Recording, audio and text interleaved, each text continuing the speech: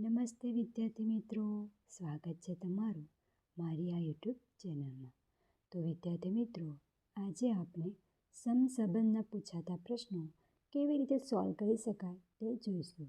તો વિદ્યાર્થી મિત્રો, જો તમને મારો વિડીયો પસંદ આવે તો આ વિડીયોને લાઈક, શેર અને સબસ્ક્રાઈબ જરૂર કરજો. તો ચાલો મિત્રો, વિડીયોની શરૂઆત કરીએ.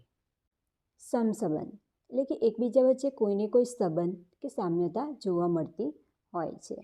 તો આપણે હવે જોઈશું કે કેવા પ્રશ્ન આપણને પૂછાય છે.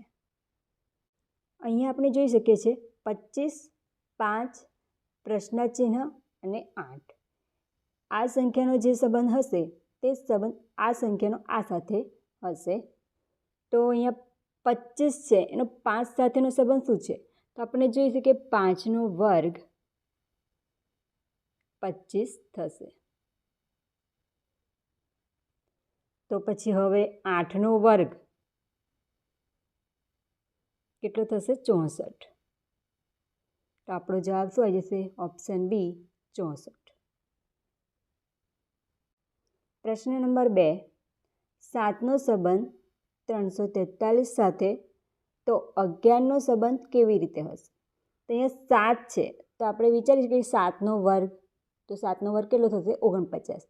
તો એ કોઈ સંબંધ જોવા મળતો નથી. પરંતુ 7નો ઘન 343 થાય છે. તો આપણે એવું કહી શકીએ કે 11નો ઘન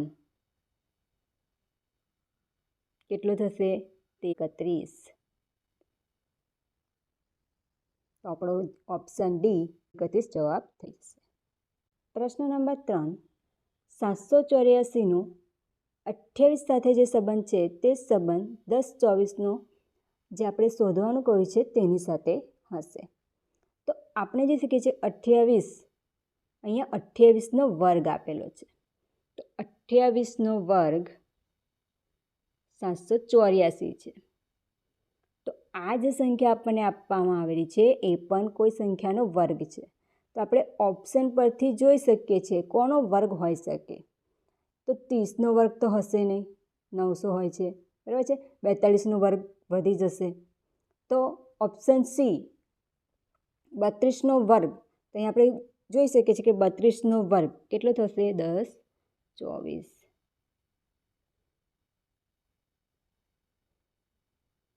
તો ઓપ્શન નંબર સી આપણો જવાબ થઈ જશે.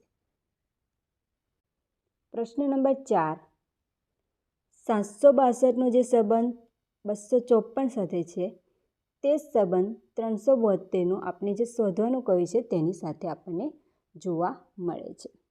તો 762 છે, બરાબર છે. તો અહીંયા આપણે સંખ્યા કઈ નાની છે વધારે? 254. તો 254ના કેટલા ઘણા? 762 થશે. તો 254ના 3 વડે ગુણાકાર કરીએ. 4 તરી 12, 5 તરી 15 અને 1 16, વધી પડી 1, 3 દુ 6 અને 1 7. તો આપણે મળી ગયો 762. તે રીતે 372 છે, કોઈના 3 ગણા હશે ઓપ્શનમાંથી. તો આપણે જોઈ શકીએ અને લઈએ તો 124ના 3 ગણા કેટલા થાય છે? 4 તરી 12, વધી પડી 1, 3 દુ 6 અને 1 7, 3 એકા 3.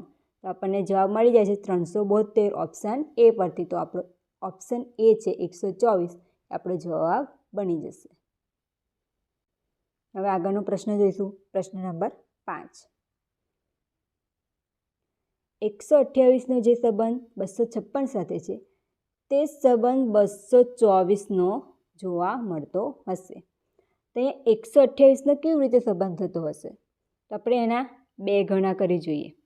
128ના 2 ગણા એટલે ગુણ્યા 2, એટલે 8 દુ 16, વધી પડી 1, 2 દુ 4 ને 5, 2 એકા 2.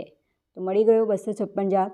તો તેવી રીતે 224 પણ કોઈના 2 ગણા છે. તો ઓપ્શન એ પરથી ચેક કરી જોઈએ કોના હશે.